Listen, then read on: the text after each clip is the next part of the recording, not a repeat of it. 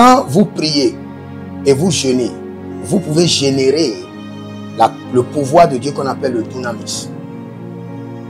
Maintenant, quand vous demeurez quotidiennement dans la vie de jeûne, de prière, de consécration, maintenant, vous devenez vous-même le Kratos. Vous devenez un trône ambulant du pouvoir qu'on appelle le Kratos. Maintenant, si vous voulez générer le ischus, ce dernier pouvoir, ce n'est pas par le jeûne. Non.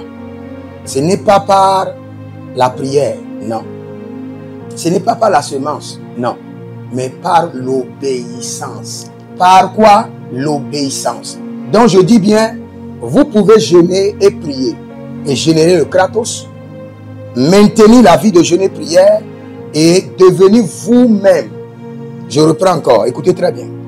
Vous pouvez jeûner et prier et générer le pouvoir qu'on appelle le dunamis, mais vous devez demeurer dans la vie de jeûne et prière pour devenir vous-même le Kratos. Maintenant, obéir à l'Éternel pour générer le ischus. Maintenant, je vais vous expliquer. Vous savez, la dimension la plus élevée dans le royaume, c'est la dimension de l'obéissance, suivie de la dimension des alliances. La plus grande dimension dans le royaume, c'est la dimension de la soumission totale.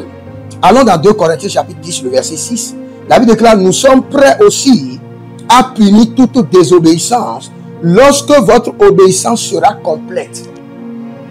Maintenant, je vais vous expliquer. Et ça rejoint toujours mon enseignement sur l'alliance et l'héritage. Vous savez, vous voulez le pouvoir. Vous devez demeurer sous l'autorité de Dieu pour que l'héritage du pouvoir soit créé dans votre sang. Comment? C'est bon de jeûner, c'est bon de prier, c'est bon de faire les semences, c'est bon de t'engager dans les alliances, mais la dimension la plus élevée est de demeurer sous l'autorité de Dieu. Et sous l'autorité de Dieu, vous avez besoin d'une seule vertu, obéissance complète. Et c'est l'obéissance complète à l'autorité de Dieu qui génère le pouvoir qu'on appelle ischus. Cela veut dire que le pouvoir qu'on appelle ischus descend seulement sur des hommes et des femmes qui ont travaillé avec Dieu durant des années dans le règne de l'obéissance complète. Comme nous dit 2 Corinthiens 10, le verset 6. Cela veut dire quoi? Dieu vous donne des ordres et vous obéissez. Et en obéissant à ces ordres, il y a un transfert de son autorité sur votre vie. Et c'est ce que nous appelons le ischus. C'est-à-dire que si vous voulez fonctionner dans le règne de l'Éternel et détenir le pouvoir de Dieu, vous devez forcément comprendre le règne de l'obéissance complète. Et c'est sur ça que nous allons prier. C'est vrai, vous voulez le pouvoir, vous voulez l'autorité de Dieu, vous voulez donner des ordres. Mais à qui vous obéissez? C'est la question qu'on doit vous poser. À qui vous obéissez? Si vous obéissez à Dieu, vous aurez le pouvoir de Dieu.